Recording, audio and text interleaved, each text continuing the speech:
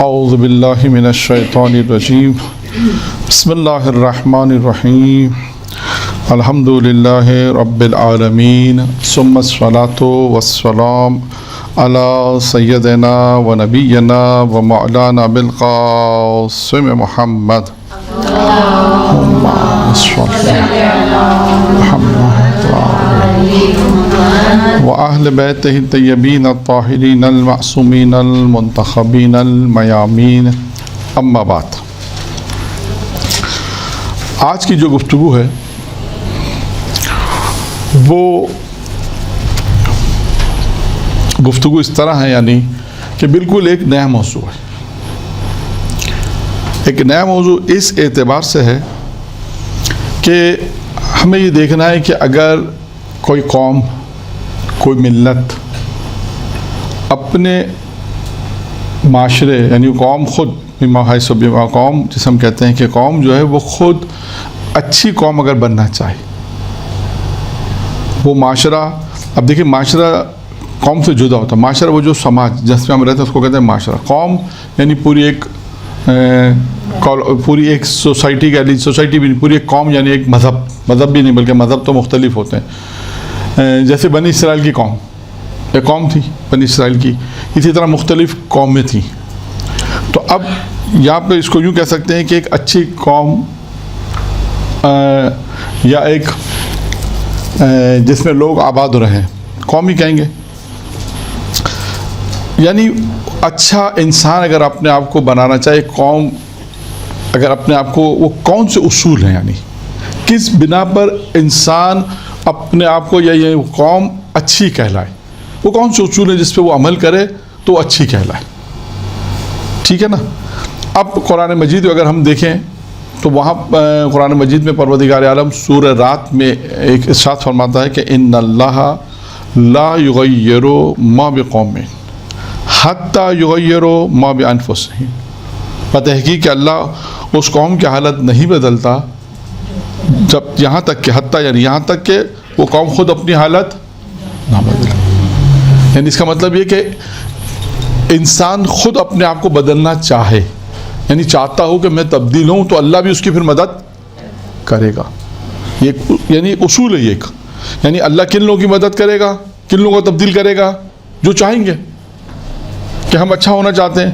بھائی اگر انسان اچھا ہونا چاہتا ہے تو وہ کوشش کرے گا کہ میں اچھا ہونا چاہتا ہوں، تو جب وہ کوشش کرے گا تو اللہ اس کی کوشش میں مدد کرے گا کہ وہ نیک بننا چاہتا ہے، اچھا بننا چاہتا ہے، اپنی زندگی کو بہتر کرنا چاہتا ہے۔ تو اب یعنی اگر انسان اچھا، فرض کرے کوئی شخص کہتا ہے میں اچھا نہیں بننا چاہتا، تو اس آیت کی روح سے ایسا لگتا ہے کہ اگر اچھا بننا نہیں چاہتا تو شاید خدا بھی اس کی مدد نہیں کرے گا، کیونکہ خدا کہتا ہے تو خود تبدیل ہونا نہیں چاہتا تو میں کیسے تبدیل کروں؟ یعنی میں ان لوگوں کو تبدیل کروں گا کہ جو یہ چاہتے ہیں کہ ہم تبدیل ہو جائیں، ہم چاہتے ہیں ہم اچھائی کی طرف جائیں، ہم چاہتے ہیں کہ ہم نیک کام کی طرف جائیں، ہم چاہتے ہیں تو خدا اس کے اسباب فراہم کرے گا، خدا اسے ہمت دے گا، طاقت دے گا، قوت دے گا، تاکہ وہ جو اپنے اندر تبدیلی چاہتا ہے وہ تبدیلی آ جائے۔ ایک بات۔ دوسری بات یہ کہ اب ہم دیکھتے ہیں ماضی میں بھی، اگر آپ مختصر بیان کر رہا ہوں، پھر آئیں گے، پھر اس اصولوں پر آئیں گے۔ ہم ماضی میں دیکھیں تاریخ انسانیت کہہ لیں یا جناب آدم سے لے کر خاتم تک کی تاریخ جسے ہم کہتے ہیں، انبیاء کی تاریخ اگر آپ پڑھیں تو مختلف قومیں آئیں، مختلف انبیاء آئے، ان قوموں کے اندر انبیاء بھی آئے۔ خداوند متعال نے ان انبیاءوں کو انسان کی ہدایت کے لیے بھیجا تاکہ وہ توحید کا پیغام دے سکیں اور تاکہ وہ خدا کی راہ پر انہیں لا سکیں۔ اب اس قوم نے کیا کیا؟ سوال یہ دیکھیں نا، اس قوم کی ہسٹری پڑھیں، ہسٹری میں ہے کہ اس قوم نے ان نبیوں کی قدر نہیں کی، ایک، نبیوں کو قتل کیا، دو، پھر اللہ کی بعض جگہ پر ایک اللہ کی جو معجزات، جیسے جناب صالح کی اونٹنی معجزہ تھی، ٹھیک ہے، اس کو بھی قتل کیا، اس کو بھی قتل کیا۔ تو اب وہاں پر اگر ہم تاریخ دیکھیں تو خداوند متعال نے مختلف قوموں پہ مختلف عذاب نازل کی، مختلف قوم پہ۔ آپ انشاءاللہ ہسٹری پڑھیں یا بہت سی چیزیں پڑھیں، اس میں یا بعض تفاسیر کے اندر موجود ہے، ملے گا آپ کو کہ مختلف قوموں پہ مختلف عذاب پروردگار عالم نازل کی۔ پھر عذاب کی قسمیں ہیں، عذاب کی قسمیں، کسی کو پانی سے غرق کیا، کسی کو آسمان سے پتھر برسا کے غرق کیا مثلاً. تو اسی طرح اگر ہم دیکھیں تو بہت سے ہیں، تقریباً 8-10 ملیں گے آپ کو یہ وہ عذاب کی قسمیں ہیں، اور قوم کیسے برباد ہوئی، وہ قوم کیسے نابود ہوئی.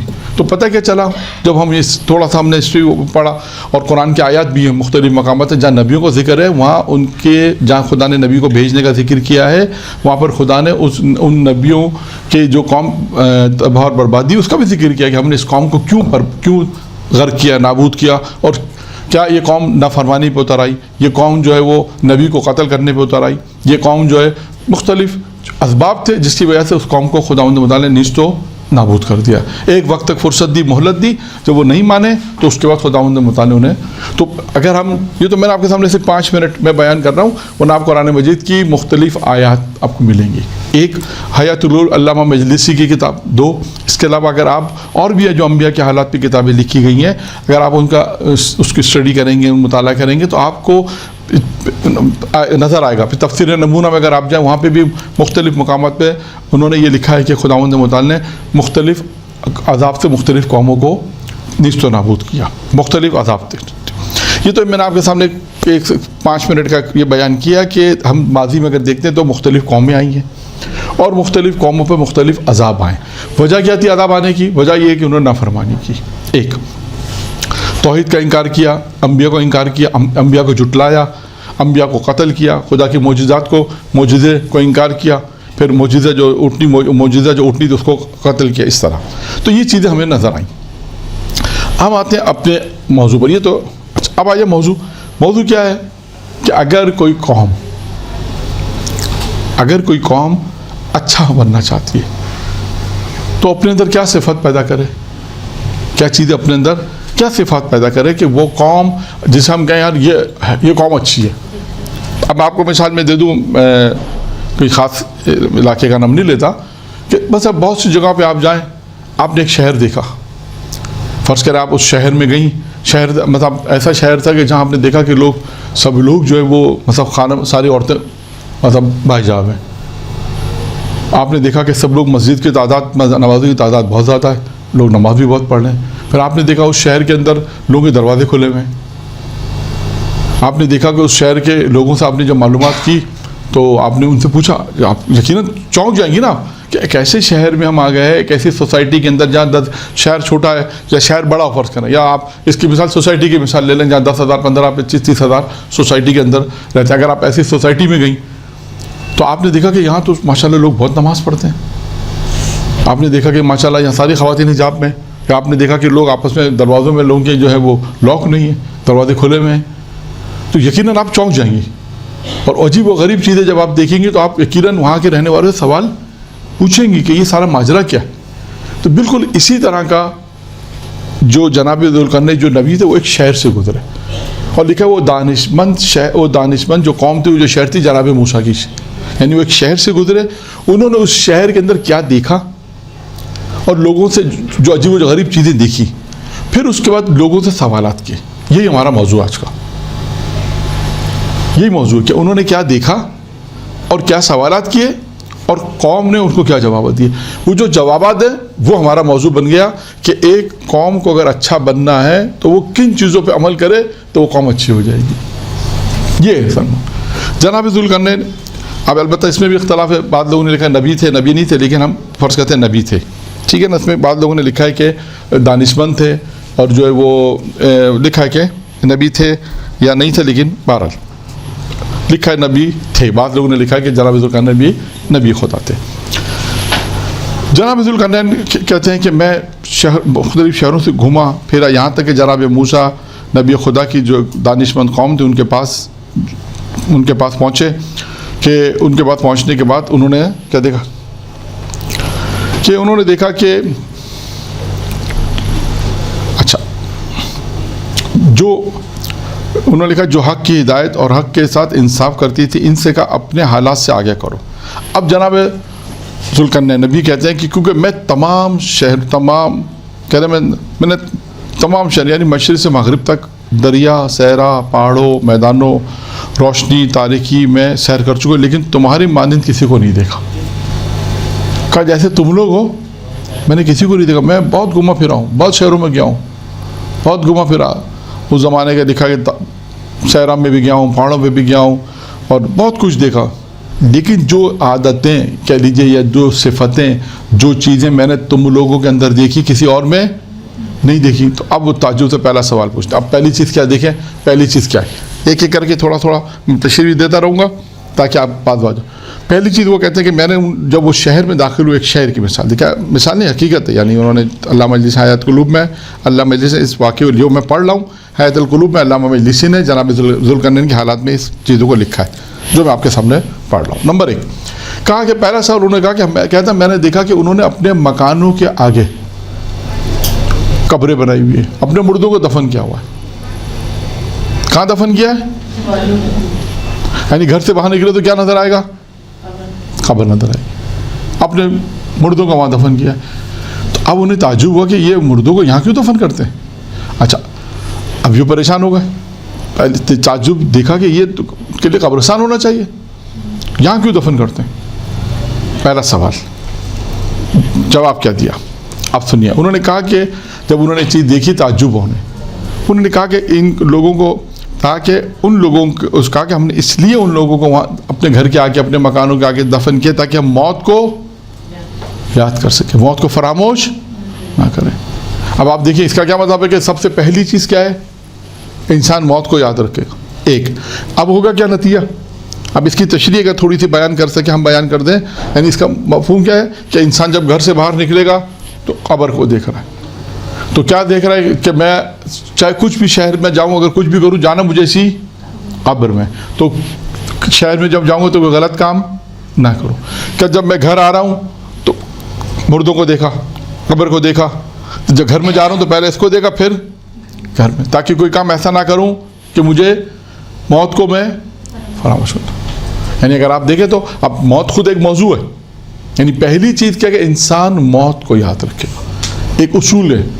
آپ دیکھیں جناب لقمان نے بھی جو وصیتیں کی ہیں اس میں بھی یہی ہے کہ ہمیشہ 2 چیزوں کو یاد رکھو. پہلے میں نے بیان کی تھی کہ بیان نہیں کی تھی، بیان کر دیتا ہوں کہ جناب لقمان نے اپنے، لقمان کی جو وصیت ہے اس میں کا 2 چیزوں کو ہمیشہ یاد رکھو اور 2 چیزیں ہمیشہ بھول جاؤ.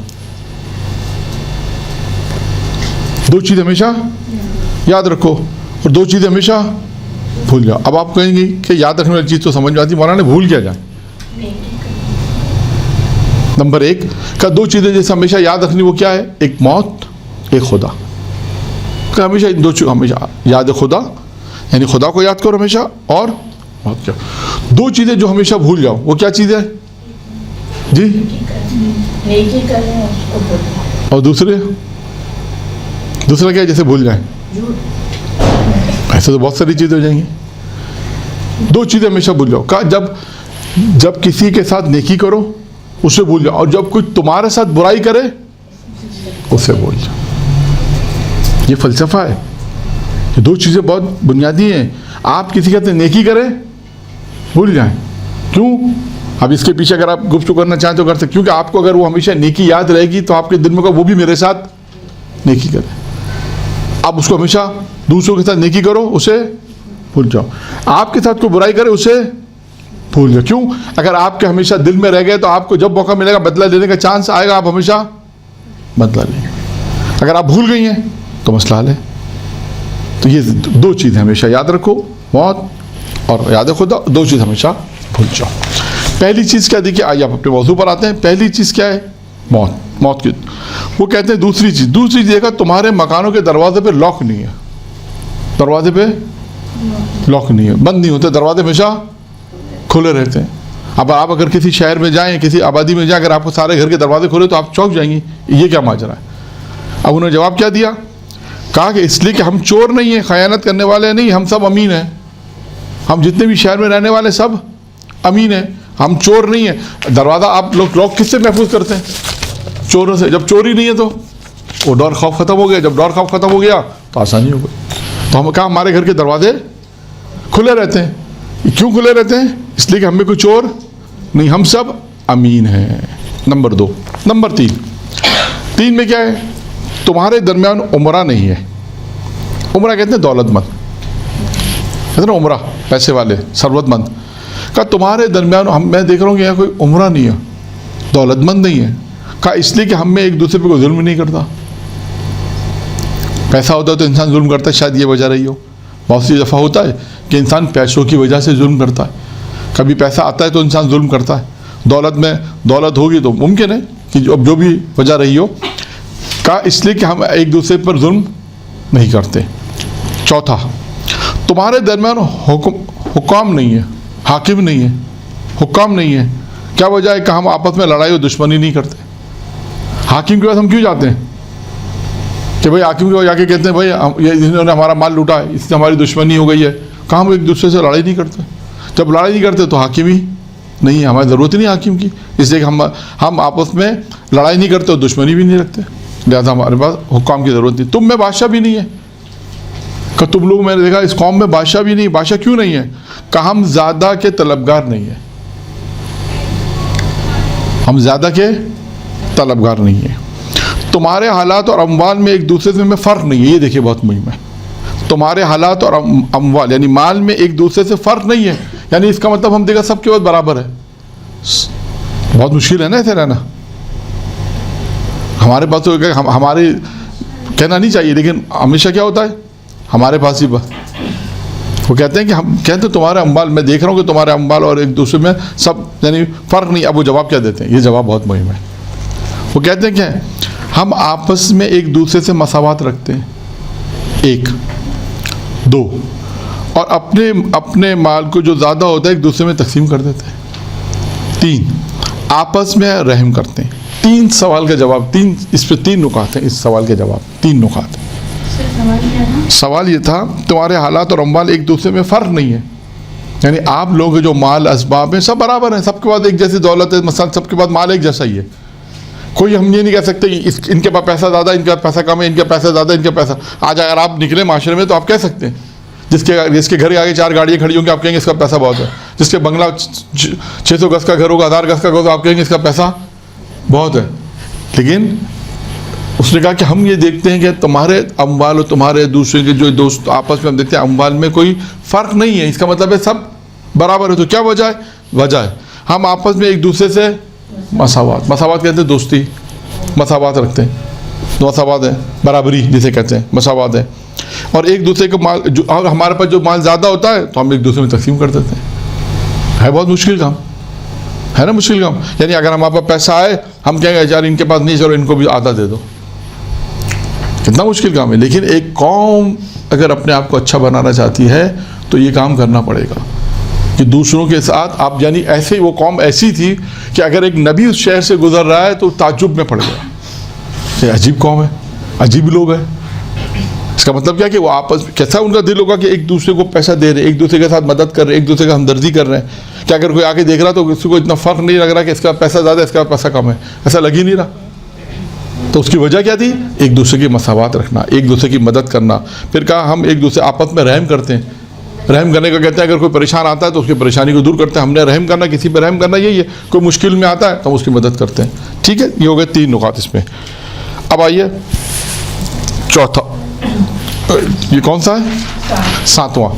تمہارے درمیان نزاع اور اختلاف کیوں رہی ہے؟ جھگڑا ہی نہیں ہے. نزاع کہتے ہیں بحث کو, اختلاف نہیں ہے. کہ تمہارے درمیان میں دیکھ رہا ہوں کوئی جھگڑا ہی نہیں, کوئی بحث نہیں ہے, سب خوش ہے, مزے میں رہ رہا ہے.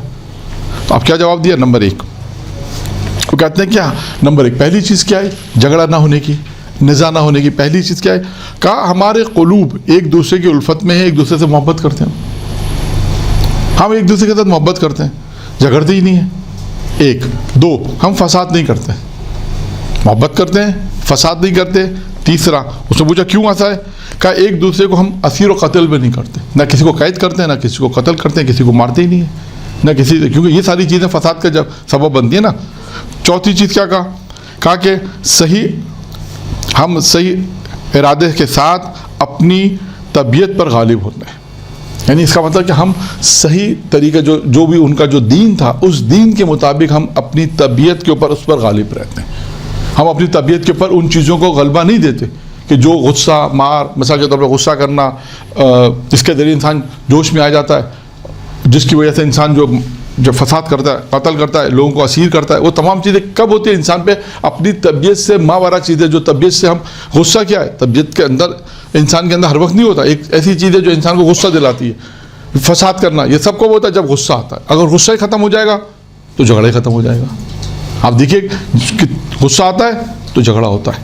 تو وہ کیا کہتے ہیں؟ وہ کہتے ہیں کہ ہم صحیح ارادے کے ساتھ، اب ہمارا ارادہ صحیح ہے، ہم اپنی طبیعت کے اوپر غالب ہیں. یعنی ہماری طبیعت کے اوپر جو چیزیں ہم صحیح جو چیزیں ہیں اس کو ہم نے اپنی طبیعت پہ غالب کر دیا. یعنی غصہ نہیں آنے دیا، وہ تمام چیزیں نہیں آنے جس کی وجہ سے جھگڑے اور فساد ہوتے ہیں. آخر میں کیا کہا؟ پانچ چیز اس میں گئی. پانچویں چیز گئی اپنے نفسوں کی اصلاح اور حلم اور بردباری، یعنی تاہم انکساری کے ساتھ کام لیتے ہیں. 5 چیزیں انہوں نے اس سوال کے جواب میں 5 چیزیں بیان کی ہیں. صرف کس سوال کے جواب میں کہ انسان کے اندر کا نزاع اور اختلاف کیوں نہیں ہے، کیوں جھگڑا نہیں ہے، کیا وجہ جھگڑا نہ ہونے کی. کہ یہ 5 چیزیں جس کی وجہ سے انسان میں جھگڑا نہیں ہوتا. جی، اپنے نفسوں کی اصلاح، حلم اور بردباری. حلم کہتے ہیں انکساری توازن کو، تحمل. حلم کہتے ہیں، حلم ہے نا، یعنی غصے کے اگر آپ کے پر کوئی غصہ کرے تو آپ جو تحمل کرتے ہیں، حلم کہتے ہیں اس کو تحمل کرنا. حلم بردباری کے ساتھ کہ انسان سامنے جواب نہ دے، تحمل کرے. حلم کہتے ہیں نا، حلم بہت ہے ان میں، حلم و تحمل. ٹھیک ہے، کتنا سوال ہو گئے ہیں؟ کتنے سوال ہو گئے؟ 7 ہو گئے. ہاں، جو لکھ رہے ہیں انہیں معلوم ہوگا، جو مسئلہ نہیں. 7 سوال ہو گئے. 7. 8واں سوال یہ دیکھیں، یہ سب کیا بیان ہو رہا ہے؟ کیا بیان کیا کر رہا ہوں میں؟ اچھے معاشرے کی خوبیاں. اچھے معاشرے کی خوبیاں. کہ ایک معاشرہ اگر اچھا بننا چاہے، ایک قوم اچھی بننا چاہے، ایک سماج جو ہے وہ اگر اپنے آپ کو اچھا بنانا چاہے تو اس میں کیا کوالٹیز ہونی چاہیے؟ آج ہمارے معاشرے میں فلاح کیوں نہیں ہے؟ کوئی بھی کوالٹی نہیں ہے. ابھی دیکھیں، ابھی تو بیان ہو رہی ہے آج سے. جب دیکھیں کتنی کوالٹی اور مساوات، کتنی کوالٹی اور آتی ہیں ابھی تو دیکھیں. یعنی خود آپ سوچیں کہ وہ لوگ کیسے تھے، کہ کس طرح زندگی بسر کر رہے تھے. کہ ایک نبی خدا جب وہاں سے گزرا تو نبی خدا جب وہاں سے گزرے تو تعجب ہو گیا ان لوگوں کو دیکھا، تو ان سوالات پوچھنے میں مجبور ہو گئے. اتنی اچھی چیزیں دیکھی کہ مجبور ہو گئے. جب مجبور ہو گئے تو پھر انہوں نے اپنی کوالٹیز بتائی کہ آپ یہ جو آپ جو تعجب کر رہے ہیں اس کی وجہ کیا ہے؟ اس کی وجہ یہ. اس کا مطلب ہے کہ یعنی لکھا ہے کہ نبی خدا جناب موسیٰ کی قوم تھی. اس کا مطلب ہے جناب موسیٰ نے اس قوم پہ کتنا کام کیا تھا. ایک نبی آئے تھے، اس نبی نے اس قوم پہ کتنا کام کیا کہ اس قوم سے جب دوسرے نبی جب اس جگہ سے گزرے تو انہوں نے دیکھا اور دیکھ کے پھر سوال کیا. ٹھیک ہے، آئیے 8واں سوال کیا ہے؟ وہ کہتے ہیں کہ کس سبب سے تمہاری باتیں ایک ہیں، تمہارا طریقہ درست اور صحیح ہے. یعنی ان سب کی باتیں ایک جیسی تھیں. کیا سبب ہے کہ تمہاری باتیں ایک ہیں اور تمہارا طریقہ صحیح ہے؟ جواب دیتے ہیں کہ ہم جھوٹ نہیں بولتے، ایک آپس میں ایک دوسرے کی برائی نہیں کرتے، اور تیسرا ہے کہ ہم غیبت نہیں کرتے.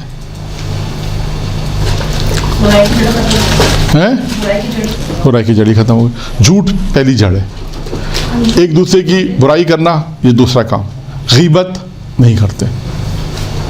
آپ دیکھیں کیا کہ ہمارا طریقہ، جو ان کا طریقہ کار تھا، ان کا جو ایک چیز اس کو اچھی لگی. کیا اچھی لگی؟ کہ آپس میں باتیں سب اچھی کرتے ہیں، سب کی باتیں ایک جیسی ہیں، سب کے اندر کوالٹی ایک جیسی ہے. تو مجھے یہ چیز کیسے آئی؟ ان کا ہم جھوٹ نہیں بولتے. اس کا مطلب سب سچ بولنے ہوں گے. ہم ایک دوسرے کی برائی نہیں کرتے. انہوں نے دیکھا ہوگا کہ ایک دوسرے کی برائی نہیں کرتے. ورنہ اگر آپ ابھی کسی کے پاس جائیں، کسی سے پوچھیں وہ فلانی کیسا ہے یا فلانی کیسی ہے، پھر آپ دیکھیے گا الا ماشاء اللہ. ٹھیک ہے، اور کہا غیبت نہیں کرتے، برائی نہیں. اور ہمارے یہاں تو اب یہ کہہ کے غیبت کی جاتی ہے کہ غیبت تھوڑی ہے. یہ تو بات ہے جو ہم بیان کر رہے ہیں آپ کے سامنے. غیبت تھوڑی برائی تھوڑی ہے، یہ تو وہ بات ہے جو ہم بیان کر رہے ہیں. ایک ہی چیز ہے، لیکن میں یہ بیان کر رہا ہوں کہ غیبت اب اس عنوان سے ہوتی ہے کہ ہم کہتے ہیں غیبت تھوڑی ہے، وہ غیبت نہیں ہوتی ہے. یہ مطلب کہنے کا. آگے چلتے ہیں. سوال نمبر 9. سوال نمبر 9 ہے کس وجہ سے تمہارے درمیان پریشان اور فخر نہیں ہے؟ پریشانی نہیں ہے. وہ لوگ پریشان نہیں ہوتے. فخر یعنی فقیری، غربت. کیا وجہ ہے کہ تمہارے اندر فخر نہیں ہے، غربت نہیں ہے اور پریشان نہیں ہے؟ ایک ہی جواب دیا، ہم آپس میں برابر میں مال تقسیم کر لیتے ہیں. پڑھنا بہت آسان ہے اور سننا اس سے زیادہ آسان ہے، اور عمل کرنا سب سے زیادہ مشکل کام. لیکن ناممکن نہیں ہے. بالآخر قوم تو تھی ایسی، قوم تو تھی جو بیان کر رہی ہے. یعنی آپ سوچیں کہ ہمارے پاس مال آئے اور ہم کہیں یار چلو ان کو بھی دے دو، ہم خوش رہیں, ہم ان کو بھی دیں, وہ آگے دوسری کسی اور کو دیں. کہ لوگ تو یہاں کہیں گے مال کمائے ہم ان کو دے دیں, پھر یہ ساری باتیں اس میں آئیں گی. لیکن وہی ہے کہ انسان اگر ایک معاشرے کو اچھا بنانا چاہتا ہے, کیونکہ ممکن ہے کہ دیکھیں ہو سکتا ہے کہ یہ بعض بڑی بڑی شہروں میں شاید بہرحال یہ بھی ایک شہر تھا, یہ بھی ایک قوم تھی جس کا میں ذکر کر رہا ہوں, لیکن ممکن ہے آج آپ کہیں کہ یہ ہمارا جو شہر ہے وہ تو 2-3 کروڑ کا شہر, اس میں کیسے کریں کام, ممکن ہے اس میں نہ ہو, یہ خاندان میں ہو سکتا ہے. بھئی یہ خاندان میں فرض کریں کتنے افراد ہیں, ایک بھائی بہن ہے, چھوٹا خاندان ہے, 4-5 بہنیں 4-5 بھائی ہیں تو 10-12 افراد ہو گئے تو بڑا خاندان ہو جائے گا. اس خاندان کے اندر اچھا کر لیں. چھوٹا خاندان ہو, چھوٹے خاندان, ہم سب اپنے بھائی بہنوں کو دیکھیں بھائی سب خوش ہیں, اچھا بھائی سب خوش ہیں, پھر ہم تھوڑا آگے بڑھیں, ہم بھائی پڑوسی خوش ہیں ہم سے, پھر اور آگے بڑھے انسان. تو یہ انسان آہستہ آہستہ ہی سماج کو اچھا کرے گا جتنا انسان کر سکے. اچھا بعض اوقات ایسا ہوگا کہ آپ سے اللہ اتنا ہی پوچھے گا جتنی آپ کی قدرت ہے, یہ بھی یاد رکھیے گا. اللہ آپ سے اتنا پوچھے جتنی آپ کے پاس قدرت دی اللہ نے, جتنا آپ کو امکانات دیے. اگر آپ نے اس سے استفادہ نہیں کیا تو اللہ آپ سے اس کے علاوہ نہیں پوچھے گا. تو وہ یہ کہ ہم ضروری نہیں کہ ہم ایک شہر کو ایسا بنائیں. آپ کے مولانا شہر تو 3-4 کروڑ کی آبادی کا شہر, ہم تو کچھ نہیں کر سکتے. نہیں, وہ اپنا ایک گھر, چھوٹا گھر ہے, یہاں سے کام شروع ہوگا. کہ ہم اپنے گھر میں دیکھیں کہیں ناانصافی نہیں ہو رہی, کہیں ہم اپنے گھر میں ہم سب کو برابر تقسیم کریں, ہم اپنے گھر میں دیکھیں کوئی غیبت نہ کریں. میں آپ کو بالکل کلیئر ایک بات بتا رہا ہوں کہ جو بالکل میں نے دیکھا ہے.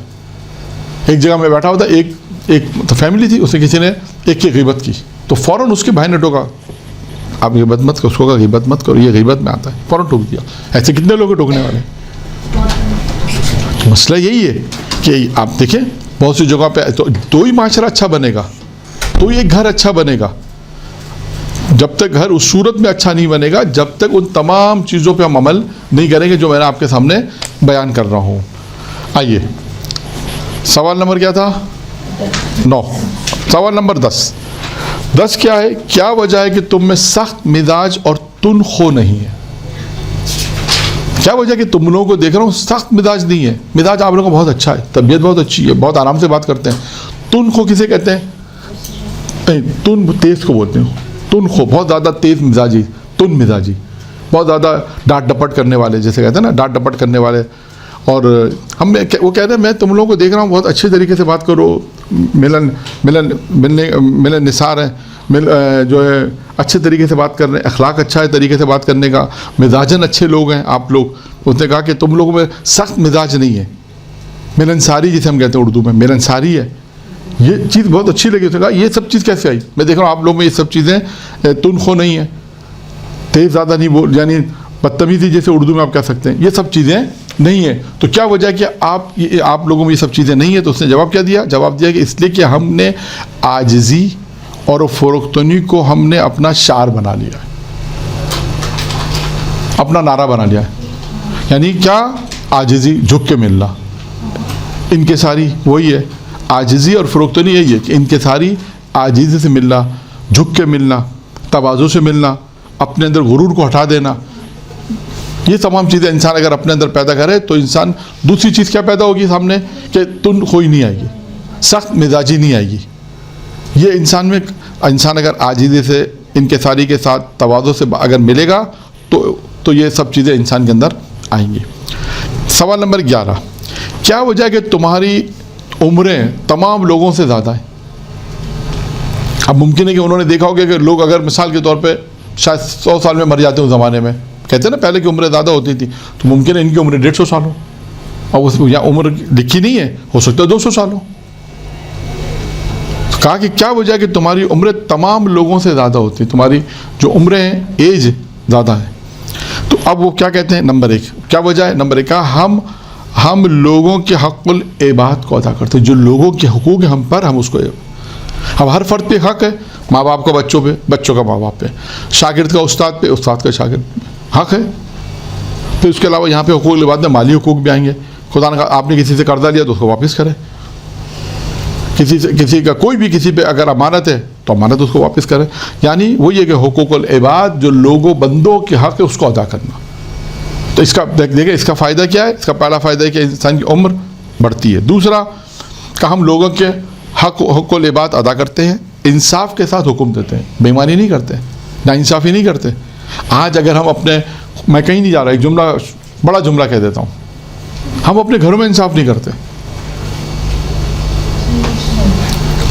ہم اپنے گھروں میں بھی انصاف نہیں کرتے, اور جبکہ ہمارے ہاتھ میں ہوتا ہے. یہ بھی میں بتا دوں, یہ تو اللہ ان لوگوں میں, یہ اگر ہوتا ہے, اگر کسی کے ساتھ ناانصافی ہوئی ہے تو وہ روز قیامت میں مظلوم ہوگا, اور جس نے ناانصافی کی ہے, ناانصافی کرنے والا پکڑا جائے گا, اور جس کے ساتھ ہوئی ہے وہ مظلوم ہوگا.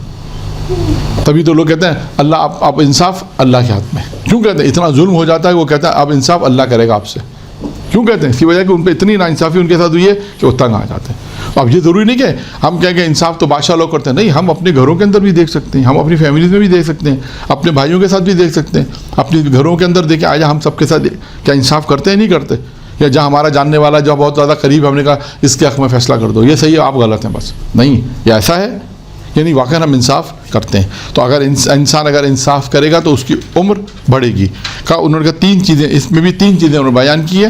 پہلا کہ لوگوں کے حقوق, لوگوں کے حق ادا کرتے ہیں, انصاف کے ساتھ حکم کرتے ہیں, اور ظلم نہیں کرتے.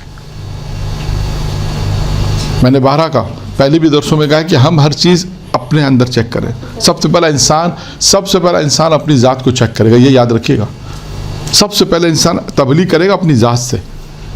پہلے یہ دیکھے کہ آیا میں خدا نہ خاصا ظلم تو نہیں کر رہا ہوں, میں تو کسی کا حق, ایسا تو نہیں مجھ پہ کسی کا حق نہیں دے رہا ہوں, یا ہے کہ میرے پاس حق العباد, لوگوں کے حق ہیں مجھ پر. پہلا انسان جو چیز بھی پہلے شروع کرے گا, انسان اپنی ذات سے شروع کرے گا.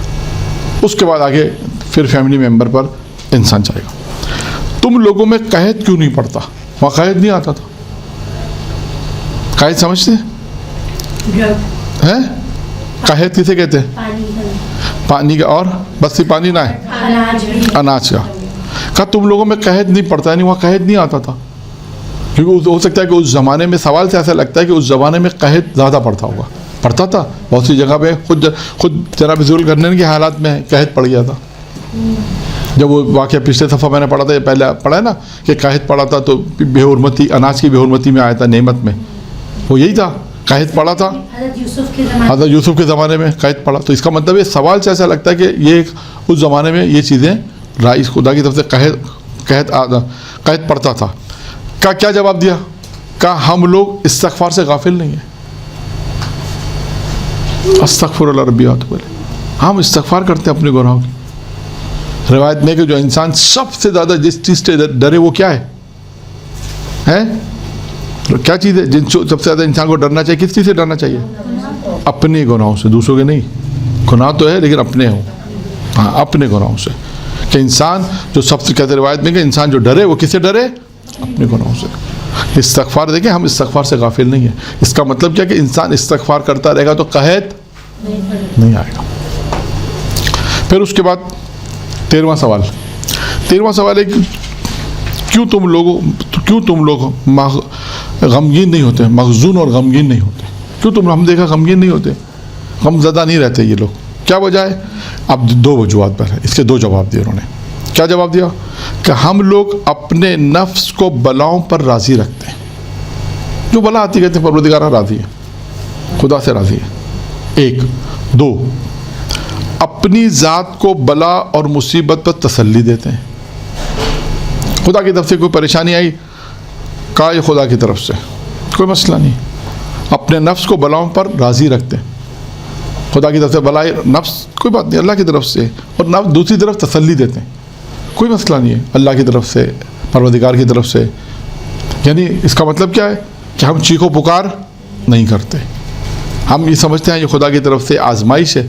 یہ تو کس وجہ انسان غمگین نہیں رہتا. پھر اس کے بعد آتے ہیں, کتنے سوال ہو گئے؟ 13 ہو گئے.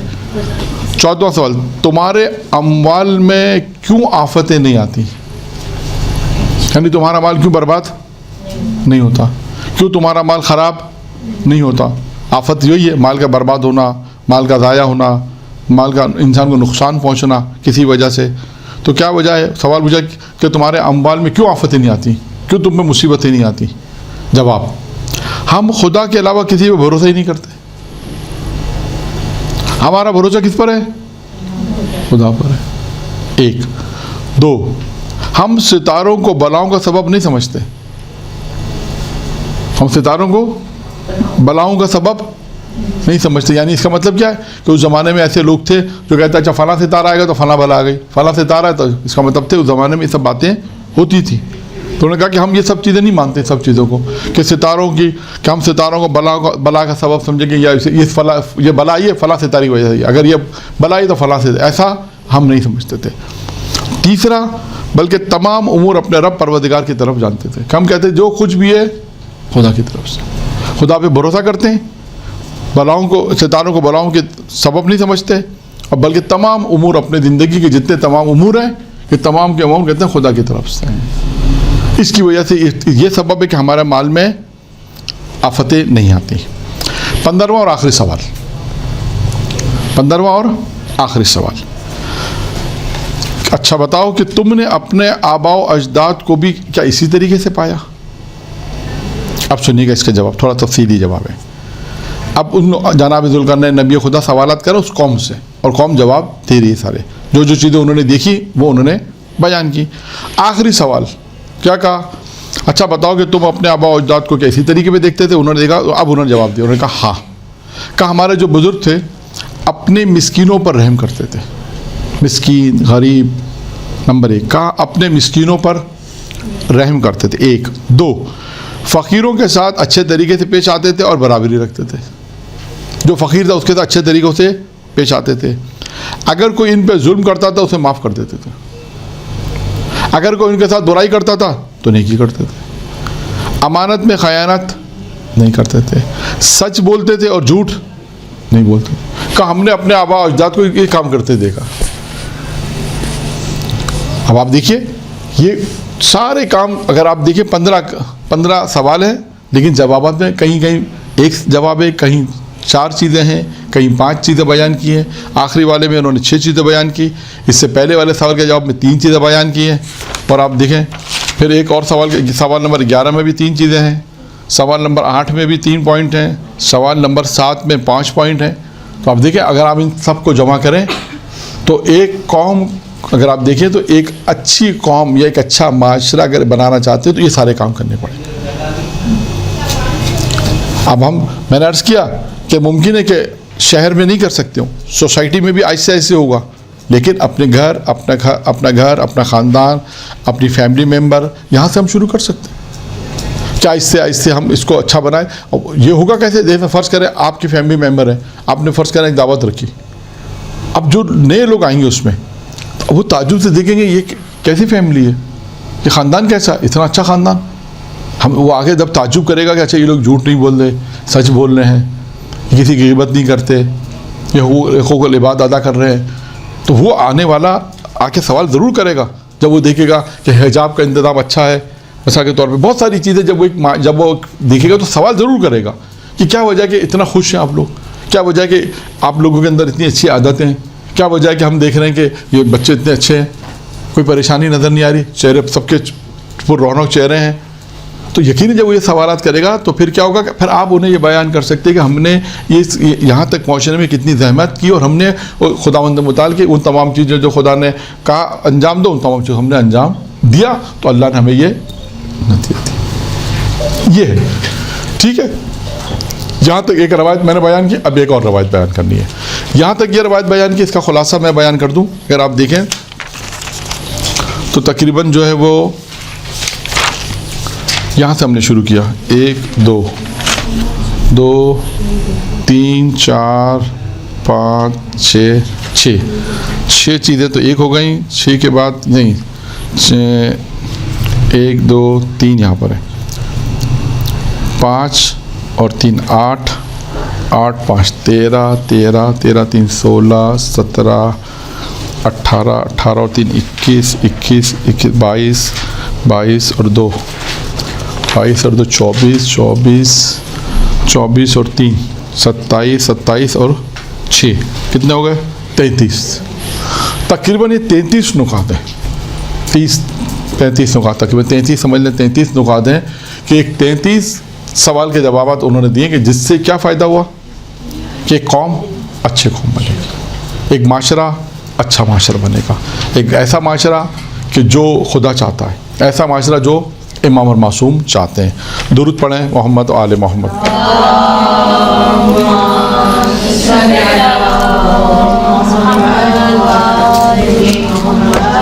اچھا اب ایک اور داستان ہے, ایک اور واقعہ ہے, یہ بھی جناب ذوالقرنین کا ہی ہے, نبی خدا کا. لیکن اس واقعے میں کیا ہے, اس واقعے کے اندر یہ دیکھنا ہے کہ معرفت خدا کسے کہتے ہیں ایک, اور معرفت خدا آتی کیسے. البتہ یہ خود ایک سوال جو ہے معرفت خدا والا طولانی سوال ہے, لیکن میں اس کا حوالہ دے دوں کہ یہ ایک واقعہ سے تھوڑا سا ہم نے عکس کیا ہے, لیکن خود ایک موضوع ہے معرفت پروردگار. آیت اللہ ناصر مکارم شیرازی کی کتاب ہے 10 جلدیں پیام قرآن, غالباً پہلی جلد میں انہوں نے یہ لکھا ہے کہ معرفت کے اسباب کیا ہیں, کہ انسان اگر معرفت کو حاصل کرنا چاہے تو کیا اسباب ہیں, کیا چیزیں انسان کو معرفت کی طرف لے کر جاتی ہیں کہ انسان کے اندر معرفت پیدا ہوتی ہے. اور 12 چیزیں غالباً شاید انہوں نے 12-13 چیزیں وہاں لکھی ہیں جو معنی ہے معرفت ہے. کون سی چیزیں رکاوٹ ہیں آپ کی, کون سی چیزیں جو آپ کو معرفت کی طرف نہیں لے جاتی. یہ خود ایک موضوع ہے کہ معرفت کی یعنی معرفت وہ کون سی چیز جو انسان میں معرفت پیدا کرتی ہے, اور وہ کون سی چیز جو معرفت میں رکاوٹ رکھتی ہے. یہ ایک موضوع انشاءاللہ پھر کبھی اس کو بیان کریں گے, لیکن میں نے عرض کیا کہ وہاں پر اب کیونکہ ایک موضوع آیا تھا معرفت خدا. اب جناب ذوالقرنین لکھا ہے کہ بڑا دلچسپ واقعہ یہ ہے کہ جناب ذوالقرنین ایک جگہ سے گزر رہے تھے. اچھا اب بادشاہ بھی تھے تو کیونکہ 4 غالباً شخصیتوں کو حکومت ملی, جس میں سے نبی میں جناب ذوالقرنین ہیں حکومت ملی, اور جناب یوسف جنہیں حکومت ملی, ٹھیک ہے نا. اب انہیں حکومت بھی تھی, بادشاہ تھے, لاؤ لشکر بھی تھا. اب ایک جگہ سے جب گزر رہے تھے, ایک لشکر ان کا ایک جگہ سے گزر رہا تھا, تو جناب خود انہوں نے دیکھا, ذوالقرنین دیکھا ایک شخص عبادت خدا میں مشغول ہے, اسے پتہ ہی نہیں چل رہا کہ یہاں پہ کوئی آیا ہے, اسے پتہ ہی نہیں چل رہا. یعنی اگر آپ دیکھیں کہ بعض اوقات اگر بادشاہ جہاں سے گزرتا ہے شور شرابہ ہوتا ہے, ہنگامہ ہوتا ہے, لشکر آ رہے ہیں جا رہے ہیں, پتہ چل جاتا ہے کہ فوراً لوگ پوچھتے ہیں کون آیا کیا ہوا. کب خود نبی خدا نے دیکھا کہ یہ شخص ہے, اسے پتہ ہی نہیں چل رہا کہ یہاں سے لشکر گزر رہا ہے, یہاں سے جو ہے وہ اتنا شور شرابہ ہو رہا ہے. جب اس نے اپنی عبادت مکمل کر لی تو نبی خدا نے اسے سوال پوچھا, غور سے سنیے گا سوال, اس کا جواب. نبی خدا نے کہا کہ تجھے نہیں معلوم تھا کہ میرا لشکر یہاں سے گزر رہا ہے؟ اب سنیے گا اس کا جواب. اس نے کیا کہا, اس نے کہا میں جس خدا کی عبادت کر رہا تھا نا, اس کا لشکر تیرے لشکر سے بڑا ہے. اس جملے سے انسان عکس کرتا ہے, پھر اس کے معرفت کو اجاز کرتا ہے. کہا کہ تیرے لشکر سے بڑا تھا جس کی بادشاہی تجھ سے زیادہ غالب ہے, تجھ سے زیادہ تجھ پر غالب ہے. یعنی جس خدا کی عبادت کر رہا تھا وہ بھی بادشاہ ہے, تو بادشاہ ہے, لیکن اس کی بادشاہ تیرے بادشاہ پہ غالب ہے, تو کچھ بھی نہیں اس کے آگے. پھر تیسری جملہ کہا کہ جس کی قوت تجھ سے زیادہ ہے. تیری کیا قوت ہے؟ جو قوت خدا کی. اور آخر میں کہا اگر تیری طرف رخ کر لیتا تو میں اپنی حاجت اس سے حاصل نہیں کر پاتا. اب آپ سوچیں یہ 4 جملے جو اس نے کہے ہیں, یہ 4 جملے سے کیا نکل کر آتا؟ میں آپ سے اگر پوچھوں معرفت خدا, اس نے خدا کی ہستی کو پہچانا. ہاں تو وہ اسے معرفت کہتے ہیں, ایک جملے میں اسی کو معرفت کہتے ہیں. اب یہ جملے بتاتے ہیں کہ اس کے اندر خدا کی معرفت کتنی تھی, یا اس نے وہی ہے کہ خدا کو کتنا یعنی ایک مرتبے تک لے جا کے رکھا کہ خدا وہ ہے. ابھی آئے گا اور دلچسپ آئے گا, اور دلچسپ باتیں اس نے کہیں ابھی اور آئے گا. کیا ریپیٹ کروں؟ پہلا والی بات بتائیں, جو جملہ اس نے کہا, جو 4 جملے کہتے اسے 4 جملے کہے. پہلا جملہ کہا ہے کہ جس کی بات یعنی میں جس خدا کی عبادت کر رہا تھا اس کا لشکر تیرے لشکر سے کہیں زیادہ بڑا ہے. 1 2 اب یہ ویڈیو بن رہی ہے, اس میں سے اتارنے کا مشکل ہے, بار بار ریپیٹ کرنا مشکل ہوتا ہے. میں ایک دفعہ ریپیٹ کر دوں گا, اس کو آپ لکھ دیں, پھر ویڈیو سے اتار لیجیے گا. پہلے بھی میں نے کہا ہے کہ جس کی بادشاہ تجھ سے زیادہ غالب ہے, جس کی بادشاہ تیری بادشاہ پہ بھی غالب ہے. تیری کیا بادشاہ ہے؟ جو اس خدا کی بادشاہ ہے. 2 تیسری جس کی قوت تیری قوت سے زیادہ ہے. تیری کیا حیثیت ہے؟ تیری کیا قوت ہے؟ کہ اس خدا کی قوت وہ ہے, اس خدا کی قوت تیری قوت پہ بھی غالب ہے. ہم نے تو اس خدا کی عبادت کر رہا تھا جس کی قوت اتنی اعلیٰ اور پاورفل جسے ہم کہہ سکتے ہیں, اس کے مقابلے تیری قوت کچھ بھی نہیں ہے.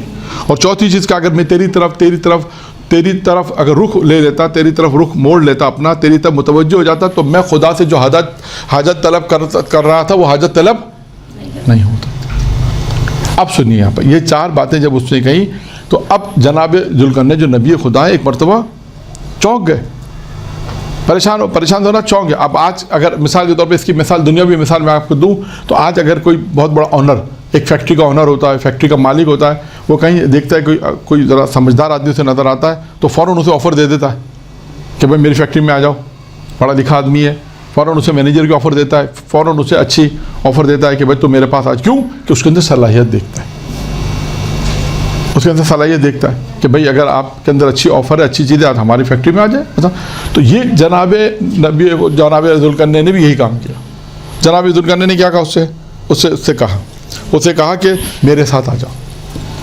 मैं अब देखिए क्या कहा, मेरे साथ आ जाओ, अपनी हुकूमत और मुल्क में जो मेरी हुकूमत और बादशाहत है मसावी शरीक कर दूँगा, तुम्हें बराबर का मैं शरीक दे दूँगा, तुम्हें उसमें बराबर का शरीक करूँगा। और तुमसे मैं अपने उमूर के बारे में मदद हासिल करूँगा। तुम इतने पढ़े लिखे, यानी इतनी मारिफत तुम्हारे अंदर है, तो मैं अपनी हुकूमत चलाने में तुमसे मदद तलब करूँगा, तुम मेरे पास आ जाओ। अच्छी ऑफ़र दे दी। आप देखिए, अब आप वो शख्स मारिफत खुदा रखने वाला शख्स, और उसका जवाब सुनिएगा। ये तो अभी ऑफ़र आई है ना, अब इसका जवाब नहीं आया, उसका जवाब आएगा।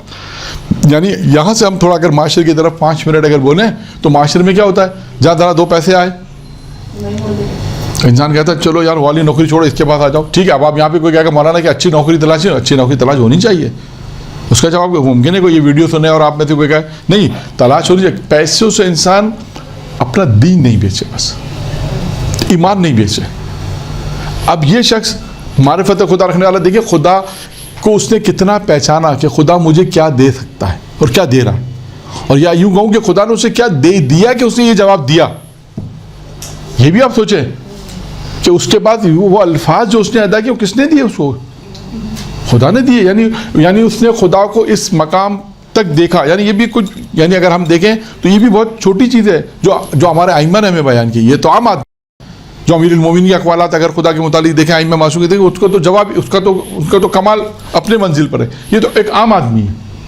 सोचे इस आम आदमी ने जो इतनी इबादत खुदा की कि खुदा को उसने कहा कि उस मंजिल पे पहुंच गया कि क्या ये क्या देगा मुझे, कहा मैं ये कौन है, जबकि जानता भी नहीं नबी खुदा है। तो उन्होंने कहा कि मेरा खुदा तो वो है, तो अपने लश्कर की बात कर रहा है, मेरा खुदा तो वो है जिसका तेरा लश्कर, उसका लश्कर तेरे लश्कर कहीं ज़्यादा है, क़ुव्वत ज़्यादा है, ताकत ज़्यादा है। सारी बातें मैं रिपीट कर चुका हूँ। अब आइए यहाँ पर, अब सवाल है उसने क्या जवाब दिया। ये तो ऑफ़र आ गई कि मेरे साथ आ जाओ, अपनी हुकूमत में तुम्हें शामिल कर लेता हूँ, मसावी शामिल कर लेता हूँ तुम्हें, और तुम्हारे से मैं मदद भी तलब करता रहूँगा अपने कामों के अंदर, उमूर के अंदर कि हुकूमत। अब सुनिए उसका जवाब। उसने कहा तुम जनाब जुल्करनैन से कहा आप मुझे 4 चीज़ों की ज़मानत दे दें। कितनी चीज़ों की? 4 चीज़ों की आप मुझे गारंटी दे दें, ज़मानत यानी गारंटी दे दें, मैं आपके साथ चलता हूँ, मैं आपके साथ चलूँगा। आप मुझे 4 चीज़ों की गारंटी दे दें। नंबर 1 कि आप मुझे गारंटी दें कि ऐसी नेमत जिसका ज़वाल ना हो, आप दें मुझे गारंटी। पहली चीज़, ऐसी नेमत जिसका ज़वाल ना हो, ऐसी सेहत जिसमें बीमारी, ऐसी जवानी जिसमें बुढ़ापा ना हो, और ऐसी ज़िंदगी जिसमें मौत ना हो। क्या कहा उन्होंने? 4 चीज़ों की गारंटी दे दें, 4 चीज़ों की आप मुझे गारंटी दे दें, मैं चलता हूँ आपके साथ। अब सुनिए जनाब जुल्करनैन नबी ने क्या कहा, क्या गारंटी मांगी उन्होंने, क्या गारंटी मांगी है? ऐसी नेमत जिसमें ज़वाल ना हो, ऐसी सेहत जिसमें, ऐसी जवानी जिसमें, और ऐसी ज़िंदगी जिसमें मौत ना हो। जब मांगी उन्होंने, अब उन्होंने क्या कहा सुनिए। अब जनाब जुल्करनैन ने कहा कि कौन मखलूक इस पर कादिर है भाई, इस पर कौन कादिर है? कोई भी नहीं। अब जवाब सुनिए। उन्होंने कहा कि अब उस शख्स ने क्या कहा है कादिर, कौन का? मेरा खुदा, मेरा खुदा है, मेरा खुदा उस पर कादिर है कि जिसके कब्ज़े कुदरत में सारी कायनात है, सब चीज़ें उसमें हैं, जिसकी मैं इबादत करता हूँ, और उसके बाद और आखिर में जुमला अजीब का اس کے قبضے قدرت میں ساری چیزیں ہیں اور تم بھی اس کے اختیار میں ہو. تم بھی اس کے اختیار سے باہر نہیں ہو, تم بھی اس کی قدرت کے اندر ہو.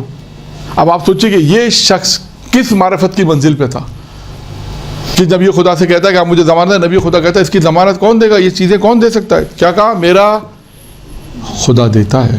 یعنی خدا ہے کہ جو خدا ہے کہ جو ایسی نعمت رکھے جو کبھی ختم نہ ہو, ایسی زندگی دے, ایسی جوانی دے, ایسی صحت دے. یہ تمام چیزیں جو خدا کا, یہ خدا ہے کہ جو ان تمام چیزوں پہ قدرت رکھتا ہے, وہ سب کام کر سکتا ہے. کہتے ہیں پھر جناب ذوالقرنین وہاں سے گزر گئے اور اس شخص ان کے ساتھ نہیں ہوا. پھر ایک عالم کے پاس پہنچے, یہاں پر یہ واقعہ ختم ہو گیا. یعنی اس واقعے سے ہم نے نتیجہ کیا نکالا کہ معرفت خدا کیسی ہوتی ہے, اور یہ بھی انسان کے اندر آہستہ آہستہ آتی ہے. کبھی کبھی القاء بھی ہوتی ہے, وہ پھر انشاءاللہ پھر بیان کریں گے. کبھی انسان القاء کہتے ہیں کہ عطائے پروردگار, القاء ہو گئی, کوئی چیز خدا کی طرف سے آ گئی, معرفت پروردگار ہے, اس کو کہتے ہیں القاء ہوتی ہے. انسان اگر اپنے نفس کو پاک کر لے, انسان اپنے آپ کو پاک کرے تو خدا کی طرف سے ہدایت ہوتی ہے, خدا کی طرف سے معرفت بھی عطا ہوتی ہے. بعض اوقات جیسے ہم کہتے ہیں کہ انسان کو بعض اوقات انسان کہتے ہیں نا بس عطا ہوئی پروردگار کی طرف سے, وہ یہی ہوتی ہے. کبھی معرفت کچھ چیزیں ایسی عطا ہو جاتی ہیں جو معرفت کی اس منزل پر ہوتی ہیں, اسے کہتے ہیں القاء. ایک ہوتی ہے معرفت, انسان بالآخر کرتا ہے محنت, مطلب اس کے اندر ریاضت کرتا اور پھر آخر میں ایک مقام تک انسان پہنچتا ہے. اب یہ شخص عبادت کر رہا تھا, اب اس میں لکھا کہ انسان عبادت کے اس مرحلے پر تھا کہ وہ جناب ذوالقرنین جو نبی ہے اس کو جب ایسا جواب دیا تو نبی خود مبہوس ہو گئے اور پریشان ہو گئے کہ اتنا زبردست جواب دیا, اتنی معرفت والا شخص تھا, چلو اس کو اپنے ساتھ رکھ لیتے ہیں. پھر اس کے بعد انہوں نے پھر اس کا سوال کیا, ضمانت مانگی. کہا بھائی ان چیز کی ضمانت میں نہیں دے سکتا, اگر نہیں دے سکتے کہ میں آپ کے ساتھ, یعنی یہ میرے الفاظ ہیں کہ پھر میں آپ کے ساتھ نہیں چل سکتا, میرا خدا ہے. اور دیکھیں یہ الہی لوگ ہوتے ہیں, یہ معرفت خدا کہ حکومت کو بھی چھوڑا, مال کو چھوڑا, خدا کو حاصل کیا. یہ ہے پر الہی لوگ جو ہم کہتے ہیں نا دنیا میں ایسا نہیں ہے, لوگ نہیں ہیں. یہ اس زمانے کے واقعات سوچیں آپ کہ آج کا ایسا نہیں ہے, بالکل ایسا ہے. آج بھی انسان اگر الہی بننا چاہے, معرفت پروردگار حاصل کرنا چاہے تو کر سکتا ہے. ایسا نہیں کہ نہیں کر سکتا, کر سکتا ہے. پھر کہتے ہیں اب کچھ سوالات ہیں, بہت آسان سوال اور جواب ہے کہ جناب کہتے ہیں ذوالقرنین ایک جگہ سے گزرے تو وہ عالم تھا, تو عالم نے جناب ذوالقرنین سے سوالات کیے. پہلا سوال, مجھے آگاہ کرے کہ وہ دو چیزیں کون سی ہیں کہ جب سے وہ خلق ہوئی ہیں, جب سے وہ جو چیزیں جو اب تک قائم ہیں, یعنی اب تک وہ قائم ہیں, جس روز سے خدا نے انہیں خلق کیا اس وقت سے وہ اب تک ایک, وہ کون سی دو چیزیں ہیں کہ جو ہمیشہ رواں رہتی ہیں, اور وہ دو چیزیں جو ہمیشہ ایک دوسرے کے بعد آتی ہیں. وہ کون سی دو چیزیں ہیں کہ جو ایک دوسرے کی جو باہم ایک دوسرے کی دشمن ہیں. وہ کون سی دو چیزیں جو ایک دوسرے کی دشمن ہیں, اور وہ کون سی دو چیزیں جو ایک دوسرے کے بعد آتی ہیں. اچھا, دوسرا جو سوال ہے وہ کون سی دو چیزیں جو ہمیشہ رواں ہیں,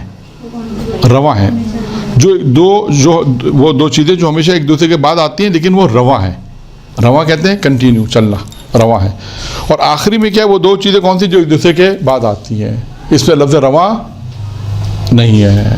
پہلا سوال کیا ہے, لکھ رہی ہیں آپ لوگ نا, تو پہلا سوال کیا بنا, وہ کون سی دو چیزیں ہیں جو اب تک قائم ہیں جب سے خدا نے انہیں خلق کیا ہے. کون سی دو چیزیں ہیں, تھوڑا آپ لوگ کا بھی امتحان ہو جائے. جی جی ہیں,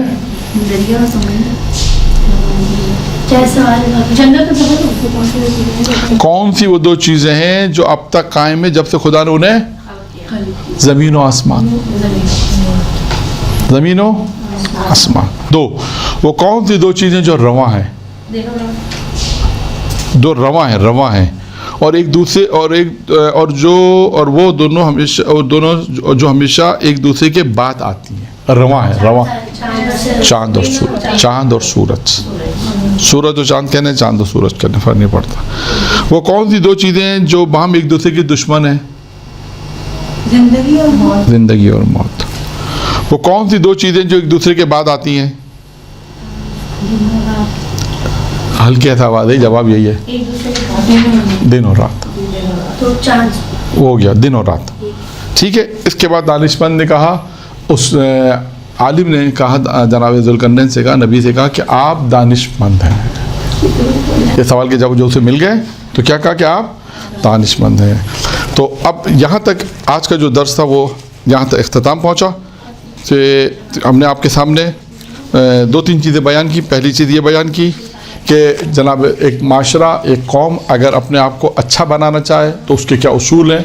ایک قوم اور ایک معاشرہ اپنے آپ کو بہتر بنانا چاہے یا یوں کہیے کہ وہ خدا کی رضایت کے مطابق زندگی گزارنا چاہے تو وہ کون سے اسباب ہیں وہ بیان کیا. پھر اس کے بعد اس میں تقریباً 15 سوالات تھے, اس کے جوابات بیان کیے.